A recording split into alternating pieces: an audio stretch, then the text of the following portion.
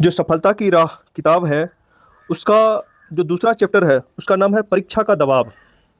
तो इस ऑडियो में सीरीज में हम लोग परीक्षा में क्या-क्या दबाव झेलनी पड़ती है, उसके बारे में पढ़ेंगे। चलिए शुरू करते हैं। कोई भी परीक्षा सिर्फ आपके ज्ञान का आकलन नहीं करती, साथ ही साथ आपके व्यक्तित्व का भी आकलन करती है। यह ज़रूरी नहीं कि व्यक्तित्व का आकलन सिर्फ इंटरव्यू, ग्रुप डिस्कशन या पर्सनैलिटी टेस्ट के द्वारा हो। एक आम परीक्षा जिसमें सिर्फ लिखित रूप से प्रश्न और उत्तर आते हैं, वो भी आपके व्यक्तित्व का आकलन करती है। एक गुण जिसे विद्यार्थी को अपने अंदर अवशोषित करना चाहिए, वो है मानसिक दृढ़ता।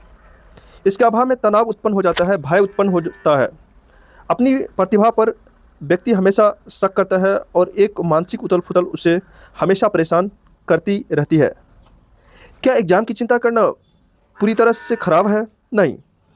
जब तक थोड़ा बहुत भय आपके अंदर नहीं होगा, आप क्यों पढ़ोगे?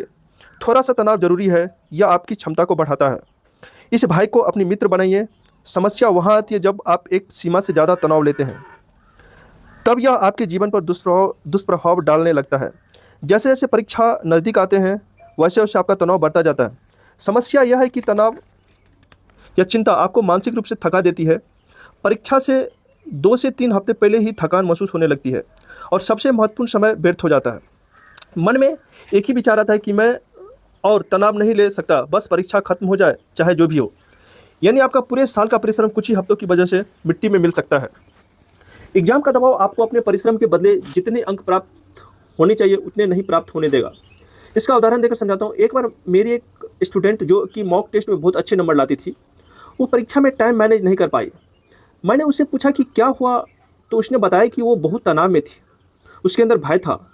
उसने गणित सेक्शन का उदाहरण दिया और उसे समय बचाने के बहुत सारे ट्रिक अच्छे से सिखाए गए थे और गणित के प्रश्न किस तरह जल्दी करने हैं इसकी भी क्लासेस उसने ली थी। लेकिन घर पर नॉर्मल वातावरण में अंक लाना एक बात है और वहाँ परीक्षा स्तर पर तनावपूर्ण वातावरण में दूसरी बात है। उसने मुझे बताया कि एक सवाल था कि 125 गुना 225 कितना होगा। उसे इस तरह का प्रश्न हल करने की ट्रिक सिखाई गई थी और उसने वहाँ उस ट्रिक का इस्तेमाल करके जवाब भी निकाला, लेकिन उसे अपने जवाब पर यकीन नहीं था।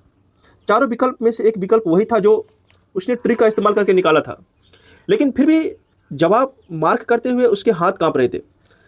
कहीं ना कहीं उसे अपनी ट्रिक पर विश्वास नहीं था। उसके बाद उसने ट्रिक छोड़कर परंपरागत तरीके से उस प्रश्न को किया और गुना किया और अपना जवाब क्रॉस चेक किया और तभी सही उत्तर मार्क किया।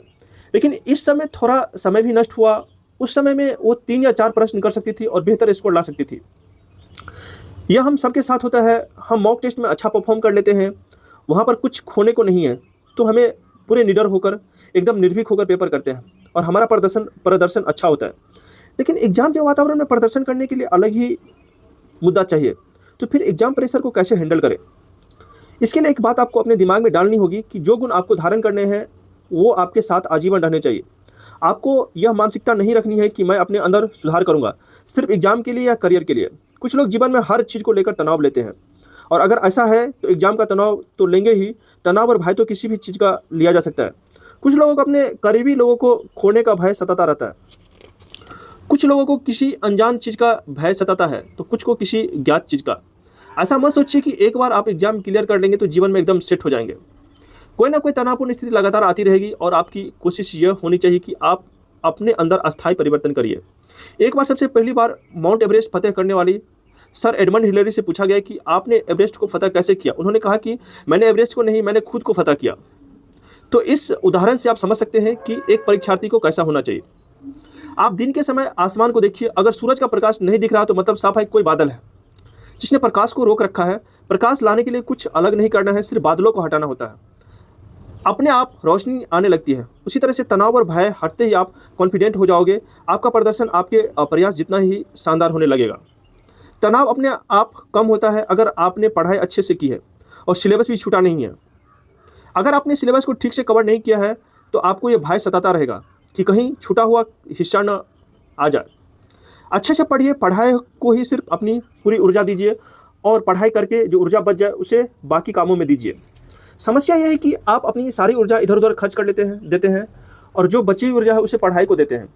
ऐसे पढ़िए कि जैसे आपका जीवन उस पर निर्भर करता हो, और वास्तव में कुछ हद तक यह सच भी है, क्योंकि इस अवसर को जाने दिया जाए। यह आकलन कैसे किया जाए कि आप परीक्षा के लिए तैयार हैं। एक कहानी के द्वारा आपको समझाता हूँ। एक बार एक धुरंधर तीरंदाज को एक प्रतियोगिता में हिस्सा लेना था। उसके गुरु ने उसका टेस्ट लिया कि वो प्रतियोगिता में जाने योग्य है भी या नहीं। उसके गुरु ने उसे निशाना लगाने को कहा। तीरंदाज ने निशाना लगाया और वह सीधा निशाने पर लगा। उसके गुरु ने उसे पूछा, क्या तुम्हें पता है कि तीर निशाने पर क्यों लगा? उसने कहा, नहीं गुरुवर, बस मैंने छोड़ा और लग गया।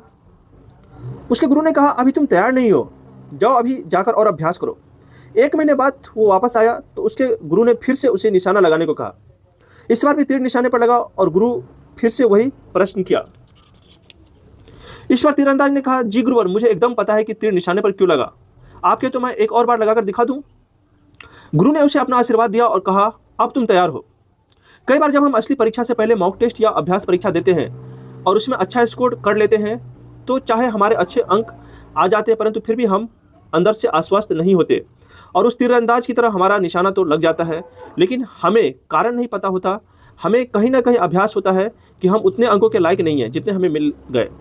शायद हमारी किस्मत अच्छी थी कि हमने जो पढ़ा वही आ गया, या कहीं कुछ तुक्का लगा लिए, फिर सारी चीज़ें वैसे ही हुई जैसे हम चाहते थे। अगर अभ्यास परीक्षा में हमारे अच्छे अंक आ रहे हैं तो हमें पता है कि क्यों आ रहे हैं, तभी हमारी तैयारी सही है। हमारे चेहरे पर एक सिकन तक नहीं होनी चाहिए, अंदर से एकदम ठोस परीक्षा को जैसे रौदने के लिए तैयार। तनाव नहीं बल्कि उत्साह, परीक्षा को उसकी औकात दिखा देंगे। ये विचार अंदर ही अंदर जैसे ज्ञान एकदम फूट कर पड़ रहा हो, जैसे ज्ञान अंदर से बाहर जाने को बेताब हो रहा हो, तब हम कह सकते हैं कि हम परीक्षा के लिए एकदम तैयार हैं। एक तीरंदाज इस लेवल तक पहुंचाने के लिए बहुत अभ्यास करता है। सिर्फ तीर चलाने से तीरंदाज नहीं बनता, उसके लिए बहुत स्थिर हाथ चाहिए, उससे भी ज़्यादा स्थिर मन, सांसें एकदम थमी हुई, दिल की धड़कन एकदम लय में, एकाग्रता अपनी चरम सीमा पर, उसके बाद ही निशाने का नंबर आता है। इसका मतलब है टेक्निकल चलाने के साथ साथ अपने अंदर बहुत सारे दूसरे गुण भी धारण करने पड़ते हैं।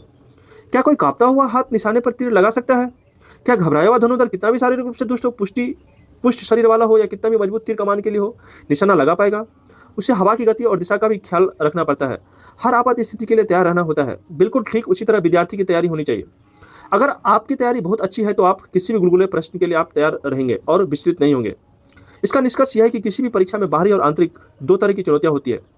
तैयारी के अलावा कुछ और बातों का भी ध्यान रखना चाहिए। जब आप परीक्षा केंद्र जाएं तो बहुत ज़्यादा पहले ना जाएं और बहुत हड़बड़ी में लेट भी ना पहुँचें, इससे तनाव बढ़ता है। कई बार आप बहुत जल्दी चले जाते हैं और फिर आप परीक्षा केंद्र के बाहर वहाँ के लोगों को बात करते हुए देखते हैं। कुछ लोग जोर जोर से एक दूसरे से प्रश्न पूछ रहे होते हैं और कुछ जानबूझकर तेज तेज बोलकर अपना ज्ञान प्रदर्शन कर रहे होते हैं। कुछ लोग अपनी किताबों या नोट्स में घुसे होते हैं। आपको मैं यह बता दूं, यह जो लोग परीक्षा के केंद्र के बाहर अपने ज्ञान दिखावा करते हैं, ये सब अंदर से एकदम खोखले होते हैं। लेकिन इनको देखकर आपको तनाव आ सकता है या आपको ये लग सकता है कि आपने कुछ ऐसा नहीं पढ़ा जो बोल्ड है। ज्ञानवान तो एकदम शांत होता है और उसके चेहरे पर हल्की हल्की मुस्कान होती है। वह इतना शांत होता है कि उसका चेहरा कोई भी देखे तो खुद शांत हो जाए। एक परिपक्वता उसके चेहरे से झलकती है और आप सिर्फ 10 मिनट पहले पहुंचिए और शांत चित्त से सीधे बिना किसी से बात को करें अंदर चले जाइए। परीक्षा केंद्र के बाहर जो लोग खड़े हैं उसकी तरफ देखिए ही मत, न उसकी बातों पर ध्यान दीजिए। अगर आपसे कोई बात करने की कोशिश भी करता है तो नम्रतापूर्वक मना कर दीजिए या सिर्फ जितना पूछा जाए उसका उत्तर देकर चुप हो जाइए। हो सकता है आप दिखने में काफ़ी जवान लगते हो और आप किसी अपने से बड़ी उम्र के या बड़ी उम्र लगने वाले व्यक्ति को देखें जिसकी दाढ़ी बढ़ी हुई है, तो आपको लगेगा कि वो आपसे ज़्यादा ज्ञानवान और अनुभवी है। या फिर कोई आपसे कहेगी कि वो परीक्षा देने के लिए अपनी नौकरी से छुट्टी लेकर आया है, तो आपको लगेगा कि आपको लगे कि इसके पास तो पहले से ही नौकरी है। जितने ज़्यादा लोगों को आप देखेंगे उतने ही विचार आएंगे। कई बार तनाव दूसरों के साथ ज़बरदस्ती तुलना से भी होता है, प्रतिस्पर्धा से नहीं। अनुस्पर्धा करिए, अपनी आप से ही कंपटीशन करिए। सबसे अच्छी स्पर्धा है अपने आप से स्पर्धा, अपने आप से कंपटीशन। इसके अलावा दैनिक व्यायाम, पूजा पाठ, 8 घंटे नींद, शारीरिक श्रम, मेडिटेशन, सात्विक आहार, प्राणायाम, योग इत्यादि से भी तनाव कम होता है। इन सब की महत्ता भी कम नहीं है। कोशिश कीजिए इसमें से जितने ज़्यादा चीज़ें हो सके आप अपनाइए।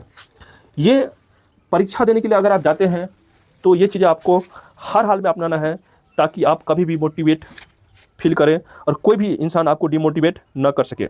बहुत बहुत थैंक यू, बहुत बहुत धन्यवाद।